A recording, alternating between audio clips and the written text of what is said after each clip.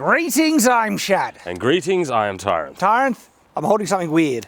Dangerous. And dangerous. Yep. And make me uncomfortable. Yep. Trust me, it's going to get worse.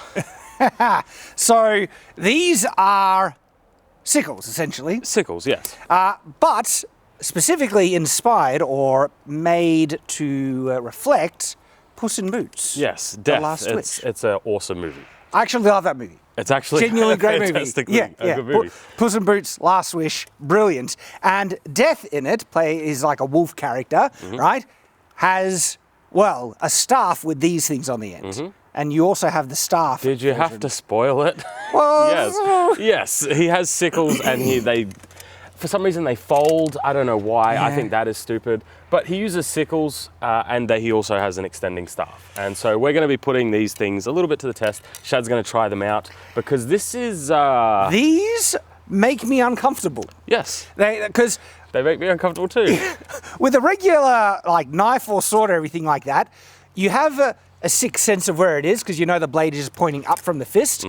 I am so unfamiliar with this thing is that I realized, I cannot predict where these blades are facing. Yeah. And that makes me uncomfortable. And so when we get to the staff, it's going to get worse. Oh, great. It's going to get worse, yeah. So it should be fun. It will be. And now, well, this is what we do in Functional Fandom. We have some pretty... You've sharpened these up as well. Yes, Tyranth. I have sharpened these. So first off, what I did was I purchased some sickles. I customized them. I changed them up. You can check out my channel, Screen Tested, where I make and test these sorts of things. There's a whole bunch of stuff that doesn't actually make it over to Shadiversity, so check it out. Yeah. But the big ones do. And this happens to be one of them. I purchased these sickles. They weren't supposed to have serrations. Because I was wondering if you added those in, but... No. They were supposed to be just clean-cut edges. They weren't. I was worried this was going to ruin them, so I sharpened them up even further. And then I also added a secondary edge on the outside. I did that purely more for aesthetics than anything else because actually like hitting this way is kind of stupid. I do want to try it though. You can try it, but let's be honest, when you have a hook or a sickle or a scythe, all the power generation is right at this tip. I am really interested in this because like there is a pattern we see with farm implements or farming implements that are adapted into weapons. The ones that work really well stick around, hence the bill hook. You can actually look up, there's a garden variety bill hook and then there's a medieval pole arm battlefield weapon bill hook. We see a battle scythe, which is kind of large, but the interesting thing is they change the angle of the scythe. Which doesn't really make Isn't really a scythe anymore, but they yeah. repurpose scythe blades, because they are wicked sharp, right, into pole arms. What we don't really see are sickle-like weapons. Yeah. I mean, people say, what about the kama from Japan? It's not really, it's a type of, it's Well, not, then, yes and it like, isn't. what about a karambit, right? Because Yeah. that's kind of has the same dynamics at play. It's just used a little bit differently. Because having this sort of shape is very dangerous. It's just, like, if I'm versing someone, right? Why would I choose this versus like a sword? 'Cause Exactly, I have no reach. You've halved your reach by curving it, Yeah. and it, not for any necessarily big benefit, because the way it's curved doesn't mean that it's actually meant for jabbing the spike in. This is still meant for cutting, Yeah. and that means this is not a pick, okay? And that's what, the kama is more like a pick, okay? A war pick, and yeah, there's a medieval variant, version, and we see him in Asia. But as to an actual sickle as a weapon, just by the fact that they're not really a weapon that you see anyone use, just based on that kind of connection, I'm very dubious as to their effectiveness as a weapon. Right. I'm sure they'll all cut, but how well? Well, why don't we get to it? Because Shad hasn't experienced these monstrosities yet. So let's do some cutting. Let's go. Oh, this is going to be fun. So I grabbed what kind of is our closest equivalent at the moment. So we've got this battle axe with a nice spike on the end. And an actual war pick, of course, would be longer. But just for comparison, right, something I did notice that was interesting was jabbing it into the tree. And I just did it casually, right? That's pokey. That is very pokey. And it gets stuck in, like, okay, so this might have more validity as a type of war pick type weapon, but for comparison, ooh, that goes in a lot deeper though. You got look, it's heavier, got more leverage, and so picking between the two, and an actual war pick, I think that would be exaggerated on the pick side. So, yeah. All right, but let's test this out. Now, I'm going for a cut to begin with. What's really interesting to do that, though, I have to get in close. Like the reach on this is not that great. Gosh. Are you using your left hand again? I am. Why? I don't know. Is it because backswing? Just use your right hand, please. Yeah, yes. Okay, there we go. I'm gonna Put some more power into it. I'm going to use my left first. I don't know about the angle of attack here. This is weird. Because, like, I'm not sure if I should try and get in there and pull down or go towards the tip and let the thing... I guess we'll find out.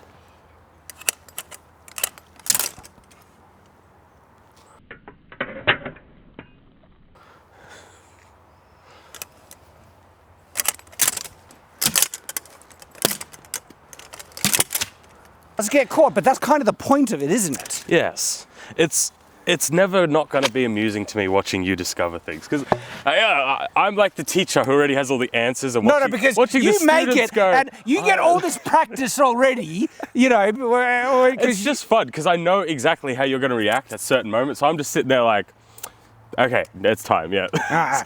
So how did that feel though? Because I found personally, it's trash for reach. There's no reach. Oh yeah, I found it teary and messy, but surprising in other areas. Well, it is a little teary, that's true.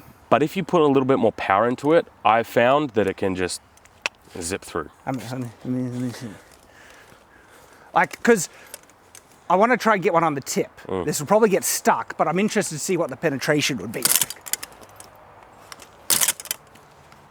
That was interesting. I think I like curved up a bit on that one. Because there we go. Look at, ooh, Yeah. ooh, that would be nasty. Yeah. Oh. Yeah. So something that I should mention in the one in like the movie is a little bit different. Like this isn't a 100% recreation. Yeah. It kind of has like the tip almost come around to the hand. Well, that's dumb. Thank you. I didn't have to say that. Yeah. This one obviously has more of the pick design. And I also found it interesting because in the movie, Death kind of uses the outside edge a lot more than the inside, which I also find, say the word? Dumb. Yeah, that. But I'd like to give it a go. You've got an edge on it. It's not a good edge. It's an edge. But gee, like where to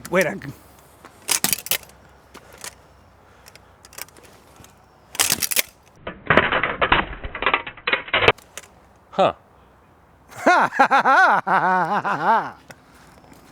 Huh. Well, now I want to try. Because that's a clean cut. Exactly. Like I just did something that Tyranth clearly didn't do in his previous practice. It's dumb. Why would I do that? And the reason why I didn't want to do it is, all right, just imagine I hit this against something solid and this breaks. Where's that tip facing? Yeah, I mean, it's metal though. But this is not like weapons grade metal. This is garden variety Chinesium. But still, it's steel. It's, you just say what mild steel is. Remember what happened when we did the Bloodborne and you freaked out halfway through? so yeah, okay, look. Well, that's a clean cut. That is. It might be because there's so much sliding, slicing action. Did you want to go? Yeah, I'll give it a go. Just on the outside because I haven't tried that yet. Cut it down to size in style.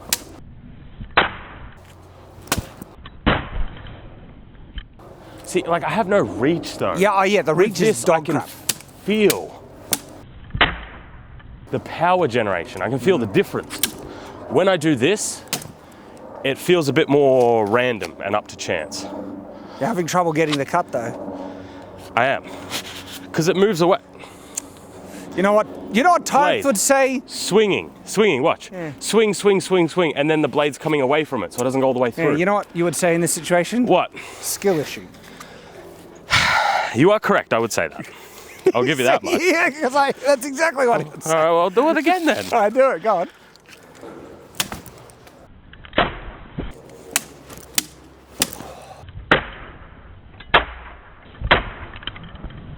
It's choppy. It is. It's choppy.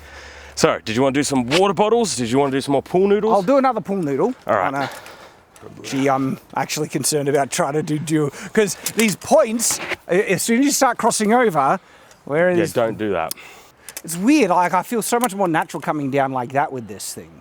Because I'm just like, ooh.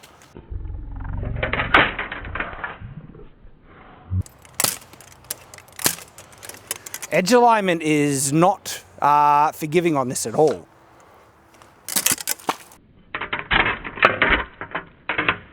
It's nice. That was nice. That was actually quite nice. I'm conflicted about it because we're doing some good damage. The problem is... The reach friggin' sucks. No reach. But maybe it's fixed with the giant extension. Yeah, that's right.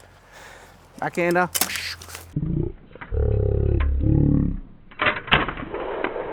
Oh my gosh, Tyranth. Yeah. What the hell have you made here? Danger. Incarnate. I guess I shouldn't blame you. I should blame the psychopaths at DreamWorks. Yeah. Who designed this crazy thing. Like, I don't think it's that terrible. It's just this part, the opposite facing weapons. It's so stupid. I think with training, you would develop that kind of sixth sense of where the other blade is facing, because you do that with swords with enough training. But give me one good reason why I would want one of my edges facing the opposite direction. Because if I'm going to strike with this, let's say I do a strike and then I want to do a follow-up strike, why would I want the edge facing the other way? Good point, but these are essentially double-bladed. You can strike with the back edge on these. Yes, but all that power and the leverage is on that point. The main hitting is the forward-facing point. It's like Thanos' sword. I was exactly going to mention that. I have a whole video, it's actually one of my larger viewed videos, analysing Thanos' sword, and one of the big errors is the fact that it has blades facing in opposite directions, because the thing is, like, if this were facing the same direction, I might need some room, I don't want to hit you, right? Because you would strike with that end, and then you could easily strike, you know, but now it's facing the wrong way. And so it's made to try and kind of get a, I don't know, a windmill effect, but, oh gee, that is so vicious where that's facing. Edge alignment with these is terrible. Now, obviously, because this doesn't have any indexing, sure, but something that I noticed almost instantly was, when you move it, it kind of wants to, like the Nodachi. Yeah. With such an aggressive kind of curve, it wants to kind of wobble. This is a horrible design. Yeah, it looks cool. It looks cool. But horrible. Gosh. Do you want to do some water bottles or pool noodles? Yes, but like, the fact that you lose track of where this second blade is facing. Yes. Like, I think if I just keep it here, I'll be safe. If I keep my hand. Yeah. And not going to try and do anything stupid or fancy. I'm just trying to hit with this, right? That's what I do.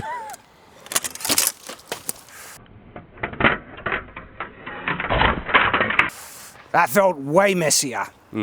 Way messier than single hand. I mean, you get reach. You get reach, and obviously because you have such a long pole arm type thing, you have more leverage, but it doesn't necessarily mean more power or a cleaner cut. Because if you have trouble with edge alignment, even, you know. Yeah. And yeah. I mean, really try and get proper edge alignment, man. This thing wants to hit me. Look at this. So, I am going to play a clip from my episode, because I did the exact same thing. As soon as I held it, I went, oh yeah, oh, whoa. This is... They're both the same picture. Gosh. I hate it. I hate this thing already. This sucks.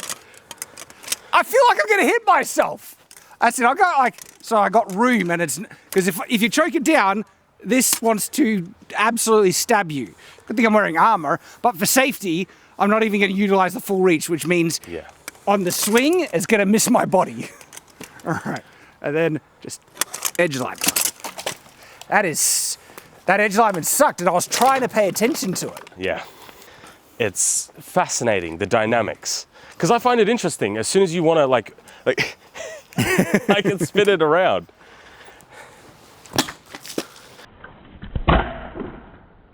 The one thing I think is actually really cool about this, have you seen the man catchers Oh, yeah. This is kind of reminds me of that. Like, I've got such an aggressive hook that if I hit someone with this, I'm going to embed right in, and they're not going anywhere. Well, that's the purpose of bill hooks. Bill hooks were specifically given, like hooks on certain areas, especially the backside, to literally hook your opponent, and they're often used against people on horseback as an anti-cavalry weapon, because all you need to do, you could hook on the armor or any kind of joint and just hold your ground. You would dismount people really effectively with them. Yeah, like it's just this. It's just this blade facing towards you is too dangerous. Yeah, like if it was facing the forward, I'd feel so much more Not confidence. only, well, I think it would be way cooler. It would as well, be better, 'cause and you'd be I'm able to just bang. Because like I'm trying to, if you want to do a double hit, right? You could reverse it, but then this other one wants to kind of poke you. It's like every time the forward hit pulls the back one towards you every single time, because it's literally facing. That wasn't bad. It's all edge alignment though. If you get the edge alignment good, it's smooth. But it's to get that edge alignment. This is hard. This is hard to get that alignment. This is better. I'm gonna hit with this end. Yeah, what happened then? Huh. Maybe one's sharper than the other. Yeah, I Try know. the other Maybe one. I'll try and. I think you just missed.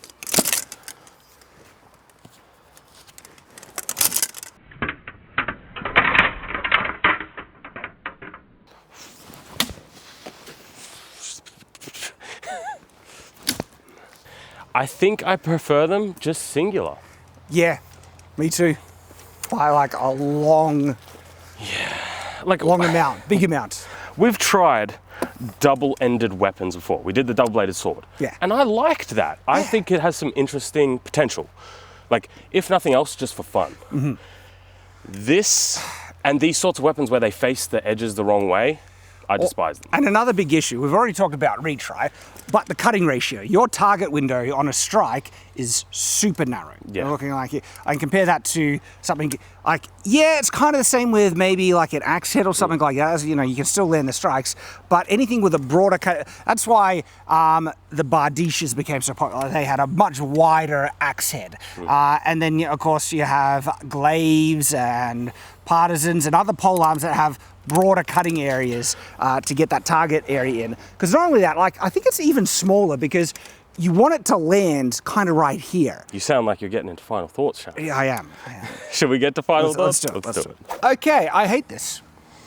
Which part of it? Okay, well, I already didn't like the single-handed sickles. Even though they could do damage, I hated the reach, I hated the awkwardness, I hated the difficulty on the alignment. I hated that they could get stuck. Well, all right. So something to caveat all of that with is that is just purely the weapon. Like these aren't, like they're not bad at what they do. It's just as a weapon. They're awkward. What would I use them for? Yeah, there's so many other weapons that can achieve similar, if not way better results that are way easier, more comfortable to use. Like maybe as an offhand weapon? That would be pretty cool. Hooking onto someone with this. It's defense and deflective, like. Yeah, I know. And so I have all those issues with just the handheld ones. Put it on a staff like this. It's just like you have all the other problems. Yeah. And then this horrible, deadly to use. Now, I have a pretty consistent track record, I would say, for being critical of weapons that are dangerous to the user. Yeah. This falls into that category. Yeah. And I can already anticipate all the comments, all the cope comments. Use it. Try one yourself. Death uses it. You know, he does it, but it's like, look, it's still bad. Functional fandom is about how functional it would be in real life, not for like a fantasy, creature, it doesn't matter how many times we say it, Shad. They just don't seem to get that. And when I say try it yourself, I'm not saying that. No. Don't try this at home. Thank you. This is legitimately dangerous. Yes.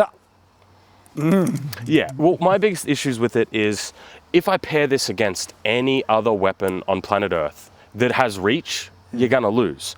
On top of that, the cutting surface here is kind of the biggest issue because you kind of have to hit it in between this little sweet spot just to kind of get the right slicing action.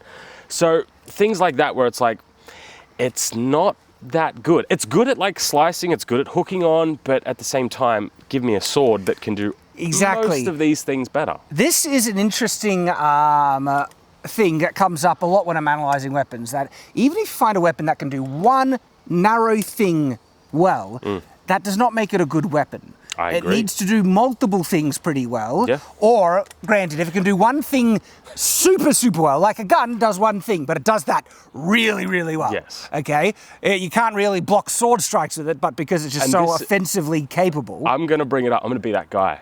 This just reminds me of katana versus longsword thing. Like a longsword is really good at a lot of things, and a katana is kind of really good at that one specific thing. And it's kind of one of those things where I look at it as a weapon. On a whole, I go, oh, I prefer this because I can do all of this with it. Well, exactly. Compare this to the one-handed versions. You have a war pick or a battle axe. A battle axe gives you the pick action, the chopping action, better armor penetration, better reach. It's just better. In what realm would you ever pick a sickle over a battle axe or war pick? Yeah. Or a war hammer, right? And then the polearm variant. There's no world you'd ever pick this over a Vector Corbin or a halberd, especially with how awkward it is to the user. Yeah, like, especially when it's kind of hard to get it across on camera, but actually cutting in this sort of region with this extra reach kind of makes it more tricky because you have to kind of hit that perfect sweet spot or else it's not going to cut through. Yeah. But yeah, that's basically it. Deaths, sickles, what should we call it? Pole-sickle? Pole-sickle weapon thing. Yeah. This might be the most dangerous weapon we've ever tried. Well, I'm not going to spoil anything, but I have upcoming episodes of things where it's going to get way worse. So stay tuned. Stay tuned. Now, what's the previous most dangerous weapon we've tested? The Bloodborne thing was pretty dangerous. That was pretty dangerous. Because I forgot things and it was dangerous to you, not to me. You can check it out. Episode's right there. Okay. Hope to see you. Guys.